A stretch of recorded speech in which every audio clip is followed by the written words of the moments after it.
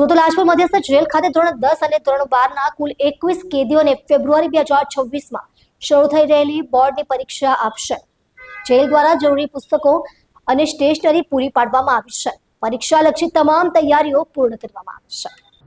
Gujarat jail police વડા doctor Shri KLN રાવના માર્ગદર્શન અને રાજપુર જેલ અધિક્ષક શ્રીપાલ શેષમા સાહેબના નિર્દેશન હેઠળ આ કાર્યક્રમ અમલમાં મુકાયો છે. આ પહેલનો ઉદ્દેશ્ય એ સુનિશ્ચિત કરવાનો છે કે ન્યાયિક કસ્ટડી હેઠળના આરોપીઓ અને સજા ભોગવી રહેલા કેદીઓ શિક્ષણના અધિકારથી વંચિત ન રહે.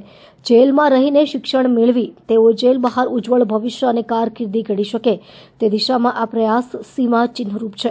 આગામી પરીક્ષા માટે જેલમાંથી ધોરણ 10ના કુલ 10 વિદ્યાર્થીઓ પરીક્ષા આપશે, જેમાં 4 પાકા કામના કેદી અને 6 કાચા કામના કેદીઓનો સમાવેશ થાય છે. તેવી જ રીતે ધોરણ 12માં અભ્યાસ કરતા કુલ 11 બંદીવાનો પરીક્ષાર્થી તરીકે બેસશે, જેમાં 4 પાકા કામના કેદી અને 7 કાચા કામના કેદી છે. કેદીઓને પરીક્ષાની તૈયારી કરવા માટે જરૂરી પુસ્તકો અને સ્ટેશનરી પૂરી પાડવામાં આવી છે. તદુપરાંત તેમના મનોબળને ઊંચું રાખવા માટે જેલ વહીવટીતંત્ર દ્વારા ખાસ આયોજન પણ કરવામાં આવ્યું હતું. જેલના નાયબ અધિક્ષક શ્રી AH રાજપૂત અને વરિષ્ઠ જેલર શ્રી PD હિહોરિયા બંદીવાન વિદ્યાર્થીઓને પરીક્ષાલક્ષી માર્ગદર્શન આપ્યું હતું.